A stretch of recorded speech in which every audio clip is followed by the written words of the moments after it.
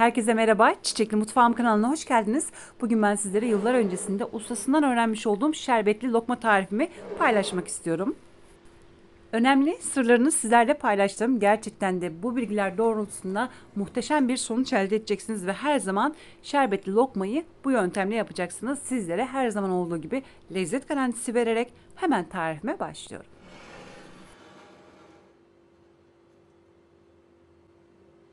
Öncelikle tatlının şerbetini hazırlamamız gerekiyor.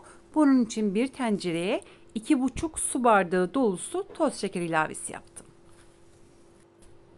Ben tüm tariflerimde biliyorsunuz standart su bardağı her evde bulunan 200 milimlik bardakları kullanıyorum. Bunun için toplamda 2,5 bardak, yani bütün bardaklar tam dolu olması gerekiyor. 2,5 bardak toz şekeri tencereye aldıktan sonra üzerine şimdi su ilavesi yapıyorum. Şerbet için de toplamda 2,5 bardak su kullanacağım. Ancak yarım bardak suyu öncelikle bir kenara aldım. Görmüş olduğunuz gibi ayırdım. Soğuk su bu. Onu biraz sonra bu şerbetin içerisine ilave edeceğim. Evet, şerbeti ocağa aldım. Görmüş olduğunuz gibi şekerler eridi. Birazcık kaynadı. Ve şimdi hemen ben kenara ayırmış olduğum yarım bardak soğuk suyu içine ilave ediyorum.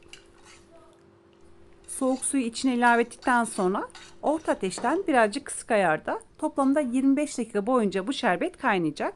Yani şerbetin birazcık ballı olması gerekiyor.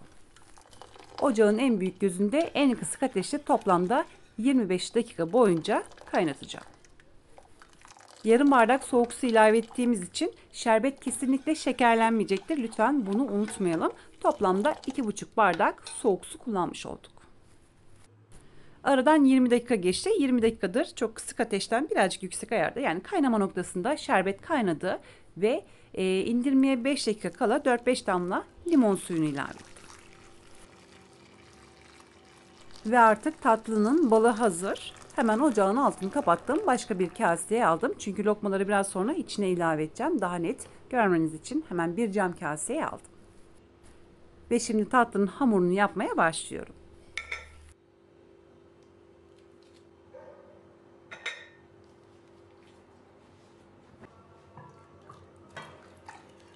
Yarım paket yaş maya kullanacağım. Yaş mayanın üstüne toplamda 6 yemek kaşığı hazırlamış olduğum şerbetten ilave ettim. Mayanın üstüne şerbet ilave ettikten sonra ortalama 2-3 dakika boyunca dinlendireceğim.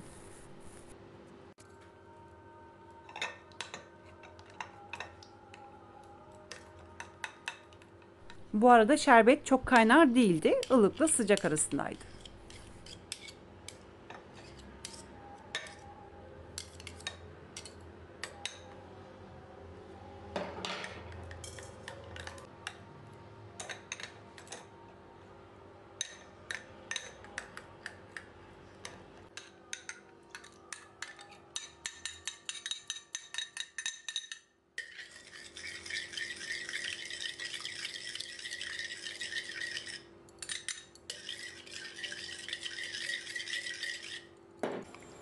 ...3-5 dakika boyunca şerbet ile mayayı dinlendirdikten sonra şimdi hemen hamuru yoğurmaya başlıyorum. Toplamda 1,5 bardak ılık su kullandım.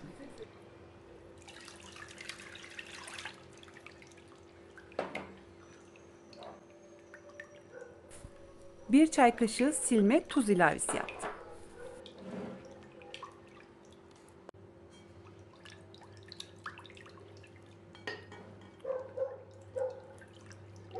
Ve burada da toplamda 4,5 bardak un var. Yani 470 gram 500 gram civarında olabilir, fark etmez.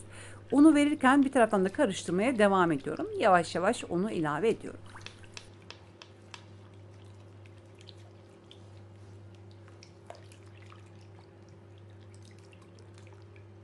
Gerçekten de muhteşem bir lokma olacak. İçi tam pişmiş olacak. Biraz sonra göreceksiniz. Bütün unları ilave ettikten sonra yarım bardakta kaynar su ilavesi yapacağız. Böylelikle unun tamamı tam pişmiş olacak. Lokmalar piştikten sonra içi hamur olmayacak. İçi tam şerbeti çekmiş bir lokma olacak ve gerçekten de hem çıtır hem de çok lezzetli bir lokma yapacağız. Güvenle deneyebilirsiniz. İşini iyi yapan ustaları tabii ki de tenzih ederim ama artık dışarıda bol katkılı lokmalarla karşılaşmak mümkün. Evinizde güvenle deneyebilirsiniz. Aynen bu şekilde. Eminim bir defa denedikten sonra bu malzemeleri 3-4 katı arttırarak bolca yapacaksınız. Genelde cuma günleri biliyorsunuz lokma bizim ülkemizde çok yapılıyor ve hayır için dağıtılıyor. Ama canınız istediği zaman da yapabilirsiniz. Hayır için de bol bol bu lokmaları yapıp dağıtabilirsiniz. Toplam 4,5 bardak un ilavesi yaptım. Ve görmüş olduğunuz gibi kıvamı bu şekilde oldu. Yanımda 1 su bardağı kaynar su var. Fokur fokur kaynamıştı su. Ve şimdi hemen lokmaya ilave ediyorum. Ancak burada 1 su bardağı gözüküyor ama yarım su bardağı kullanmanızı tavsiye ediyorum. Açıklama kısmında bu malzemelerin detaylarını yazacağım. Suyu ilave ediyorum. Bir taraftan da karıştırmaya devam ediyorum. Hızlı bir şekilde lütfen karıştıralım. Dediğim gibi sadece yarım bardak kaynar su kullanmanız yeterli olacaktır. Aslında bu işlemi kaşıkla değil de elle yapsak daha iyi ama elde yaparsak birazcık elimiz yanabilir. Eski lokma ustaları aynen bu şekilde yapıyor. En sonda kaynar su ilavesi yapıyor. Çünkü unu pişirmek için tamamen ustamdan öğrenmiş olduğum bir bilgidir. Güvenle aynen bu şekilde deneyebilirsiniz.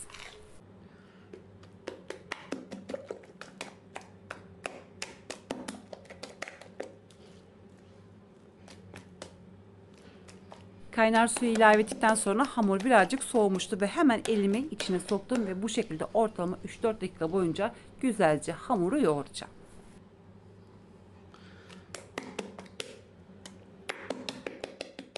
Hamuru bu yöntemle yoğurmak çok önemlidir. Mutlaka elimizde yoğuralım. Yani herhangi bir karıştırıcı kullanmayalım.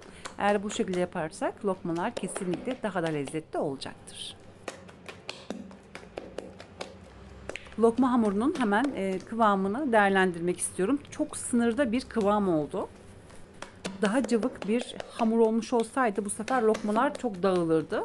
Daha katı olmuş olsaydı bu sefer de lokmalar lezzetli olmazdı. O yüzden tam sınırda bir hamur oldu. Vereceğim sizlere açıklama kısmındaki ölçülere lütfen dikkatli olalım. Eminim sizler de böyle bir sonuç elde edeceksiniz. Evet artık hamuru yaklaşık olarak 3-4 dakika boyunca ellerimle güzelce çırparak yoğurdum. Hemen kenarlarını topluyorum ve sadece 45 dakika boyunca mayalanmasını bekleyeceğim. Bu hamurun üstünü kapatmanıza gerek yoktur. Aynen bu şekilde 45 dakika boyunca dinlendirmeniz yeterli olacaktır.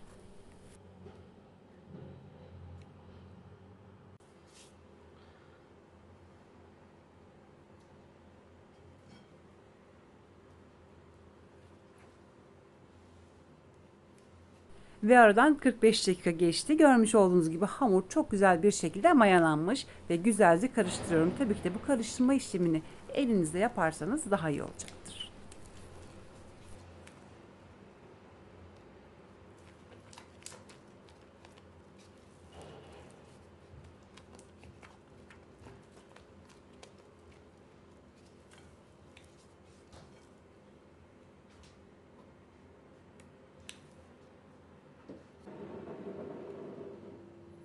Lokmaları pişirmeye başlayacağım. Tavayı ocağa koydum. Şu anda yağın kızmasını bekliyorum. Ve yanıma bir bardak soğuk su aldım. İçine de bir çay kaşığı koydum.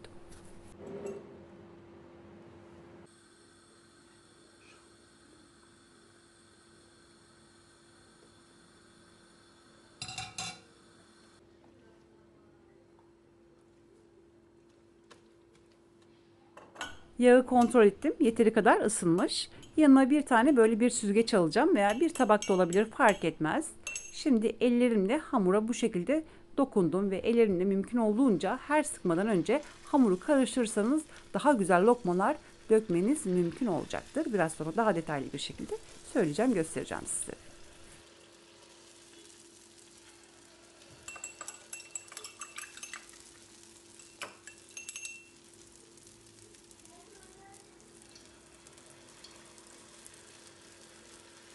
Bu işlemi yapmak gerçekten de çok basit. Herhangi bir şekilde ustalık gerektirmez. Halka halka yaparsak eğer onda gerçekten de ustalık gerekiyor ama bu lokmaları dökmekte herhangi bir ustalık veya tecrübe gerektirmez. Herkes evinde kolaylıkla yapacaktır. Avucumla hamurları sıktım Ve görmüş olduğunuz gibi ara ara da çay kaşığını soğuk suya batırıyorum. Ve bu şekilde kolaylıkla alıp kızgın yağın içerisine koyuyorum. Ara ara hamuru ellerinizle karıştırırsanız çok çok daha iyi olacaktır. Bakın görmüş olduğunuz gibi çok kolay bir şekilde bir çay kaşığıyla alıp kızgın yağın içerisine koyuyorum. Bu arada ocağın altını birazcık kıstım. Çok fazla yüksek ateşte kızarmasına gerek yoktur. Birazcık altını kısalım. Her 2 veya 3 lokmadan sonra mutlaka çay kaşığını tekrardan ıslayalım.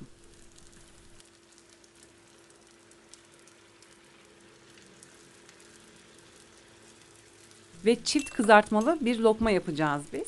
O yüzden hiç panik olmanıza gerek yok. Hemen şerbete koymanıza gerek yok. Biraz sonra daha detaylı bir şekilde göstereceğim.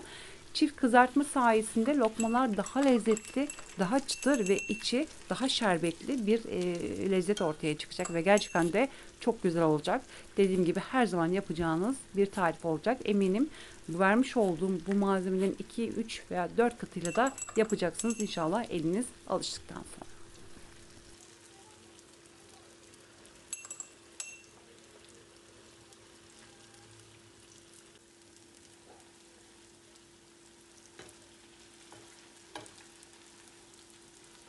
Lokmaları tavaya döktüğümde hemen karıştırmadım. Çünkü birazcık lokmaların kabuklanması gerekiyor. Çünkü hamur birbirine yapışmasın diye. Görmüş olduğunuz gibi bu şekilde narin bir şekilde karıştırıyorum. Çok fazla kızartmayacağız. Hafif pembeleşmesi yeterli olacaktır. Bir taraftan lütfen dökelim. Diğer taraftan da lokmaları karıştırmaya devam edelim. Ne kadar çok sık karıştırırsak renkleri eşit bir şekilde kızaracaktır. Daha da güzel lokmalar olacaktır. Bu yüzden lütfen buna dikkat edelim.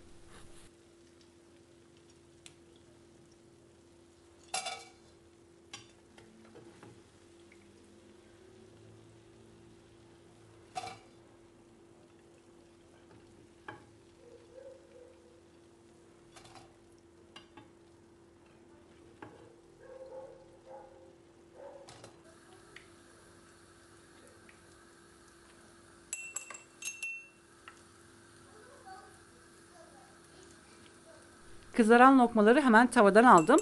Tam kızarmış olmaması gerekiyor. Bu çok önemlidir. Çünkü biraz sonra tekrardan bu lokmaları kızartacağız. Böylelikle daha lezzetli lokmalar olacaktır. O yüzden az kızarmış olması yeterlidir.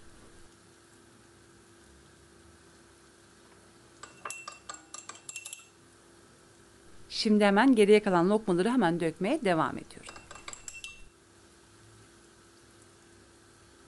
Bu işlemi yaparken herhangi bir şekilde pet şişesine veya herhangi bir torbaya koymanıza gerek yok. Elinizde çok kolay bir şekilde yapacaksınız. Elinizde yaparak lokmaların daha hacimli olmasını sağlayacaksınız. O yüzden kesinlikle bu şekilde yapılmasını önemli tavsiye ediyorum. Hem de daha kolaydır bu şekilde yapmak.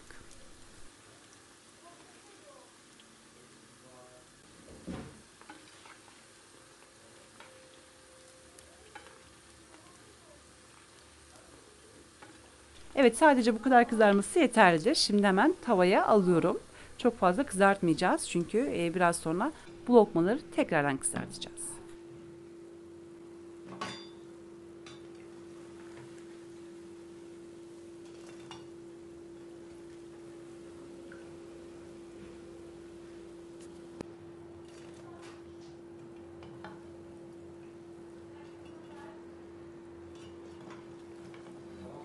Kızaran lokmaları hemen tavadan alıyorum. Görmüş olduğunuz gibi tam kızarmadı. O yüzden gün ışığını çıkarttım. Rengini tam görmeniz için. Kevgirden alırken lokmaları da yağının iyice tavaya akmasını sağlıyorum. Bu da önemlidir.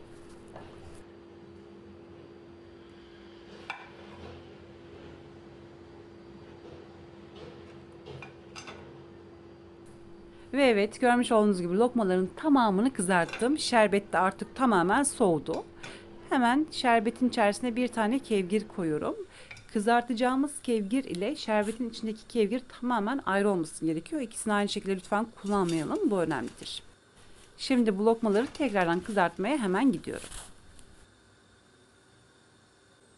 Yağı tekrardan ısıttım. Zaten sıcaktı. Bir miktar lokmayı alıyorum hemen tavaya.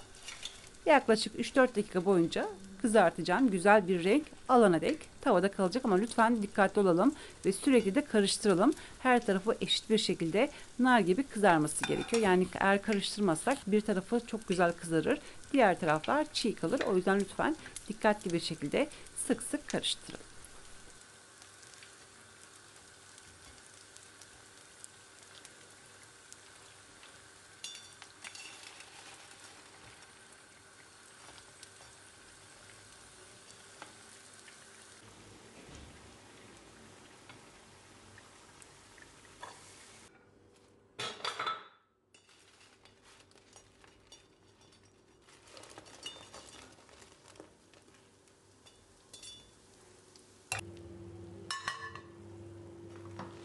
Nar gibi kızaran lokmaları hemen şerbetin içerisine koydum. Şerbetin içerisinde sadece 3 dakika veya 4 dakika kalması yeterlidir. Hemen sizlere şerbete nasıl koyduğumu detaylı bir şekilde göstermek istiyorum. Görmüş olduğunuz gibi lokmalar çok güzel bir şekilde kızardı. Hemen yağını bu şekilde akıtıp soğuk şerbetin içerisine koyuyorum. Önce bir tava lokmayı şerbetten aldım. Şerbette yaklaşık olarak 4 dakika kaldı. Onu çıkarttım. Ardından ikinci tavadaki lokmaları bu şerbetin içerisine koyup sadece 4 dakika boyunca bu şerbetin içerisinde kalması yeterli olacaktır.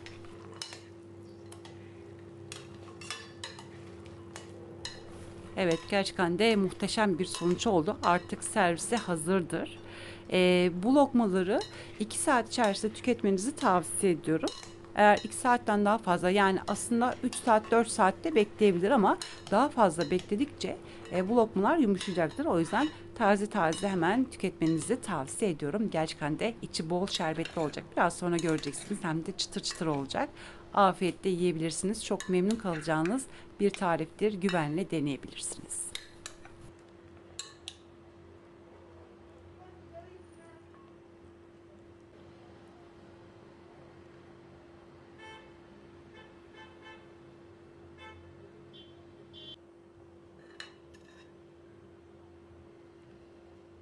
Evet, artık 4 dakika boyunca şerbetin içerisinde kaldı. Görmüş olduğunuz gibi muhteşem oldu.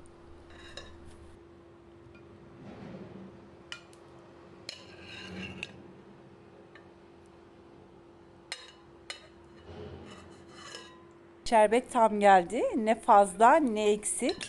Bir miktar arttı. Onu da servis esnasında bu şerbeti kullanabilirsiniz.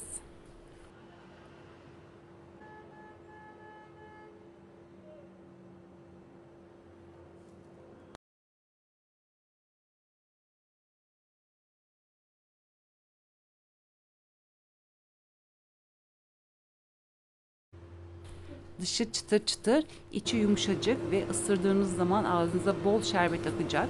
Ve kesinlikle içi hamur olmayacak çünkü kaynar su kullandık. Hamuru önden pişirdik. Böylelikle gerçekten de çok seveceğiniz bir lokma yapmış olduk. Güvenle bu tarifimi deneyebilirsiniz. Asla pişman olmayacaksınız.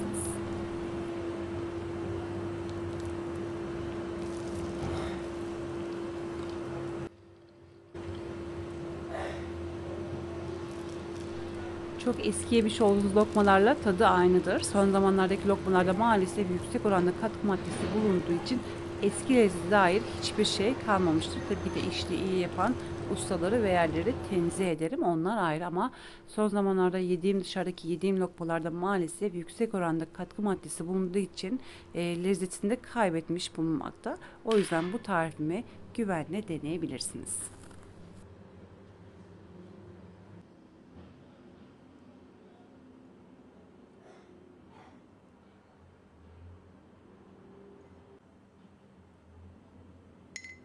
Ve böylelikle bir tarifimin daha sonuna geldik. Umarım bu videoyu beğenmişsinizdir. Sizlerden gelecek olan mesajları sabırsızlıkla bekleyerek şimdilik vedalaşıyorum. Yarın yeni videomda tekrar görüşmek dileğiyle. Şimdilik hoşçakalın.